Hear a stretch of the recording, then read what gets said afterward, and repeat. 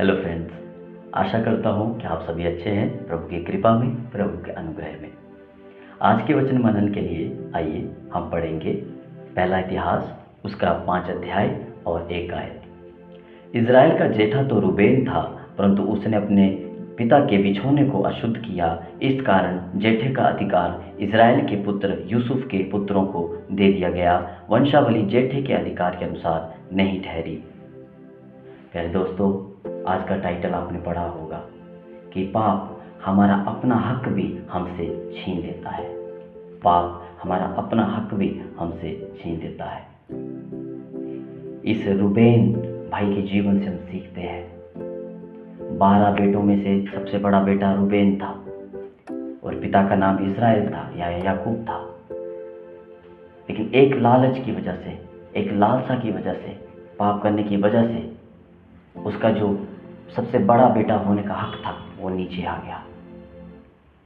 अपने पिता की होने वाली पत्नी के साथ अशुद्ध संबंधों के द्वारा ये पाप जब उससे हुआ तो उसका हक जो उसको बड़े बेटे के होने के नाते मिलने वाला था वो उससे छीन लिया गया।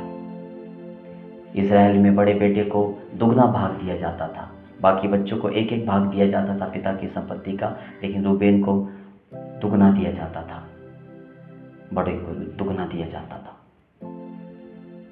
हम उसके जीवन से देखते हैं कि पाप करना हमें कितना महंगा पड़ सकता है। जो हमने कमाया भी नहीं और जो हमें वंशों से मिल रहा है, अपने पिता पुरखों से मिल रहा है, उस चीज़ को भी हम अपने पाप की वजह से, अपनी बुरी आदतों की वजह से, अपनी लालसाओं की वजह से खो सकते हैं।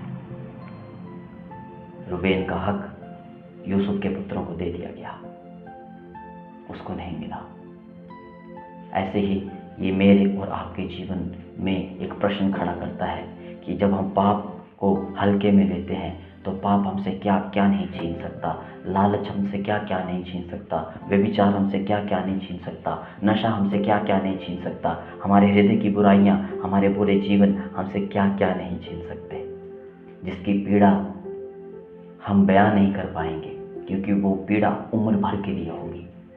रूबेन के हृदय की पीड़ा उम्र भर के लिए थी क्योंकि उसका हक किसी और के पास था और वो चाहते हुए भी कुछ नहीं कर सकता था क्योंकि वो इतना गिर चुका था।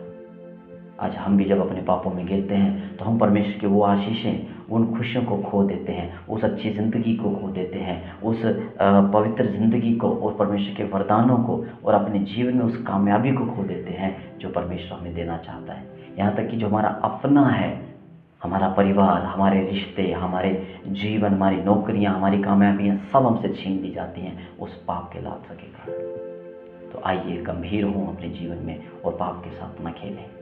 ये बहुत खतरनाक है, सब कुछ छीन सकता है। आइए प्रार्थना करें। स्वर्गीय पिता, मैं आपका धन्यवाद करता हूँ इस वचन से हमें सिखाने के लिए कि पाप हमसे हमारा अपना हक भी छीन सकता है। हाँ परमेश्वर, इस समय हम में से जो कोई भी पाप में लथपथ है, पाप से खेल रहा है, तुझसे दूर है परमेश्वर, हमारे अंदर पाप के लिए डर दे प्रभु। पाप करने से हमको डर लगे ऐसा हमारा जीवन हो जाए और परमेश्वर तुझसे भय करते हुए हम अपने जीवन में श्राप नहीं, ओ परमेश्वर हमारे जीवन की आशीष से चोरी नहीं, परंतु हम आपसे ब्लेसिंग पाएं परमेश्वर। पाप हमसे छीन न सके लेकिन प्रभु हम आपसे और आशीषें पा सके, ऐसे हमारे जीवन को बना दे। दया करें, अनुग्रह करें, यीशु के नाम में आमीन। Thank you, God bless you.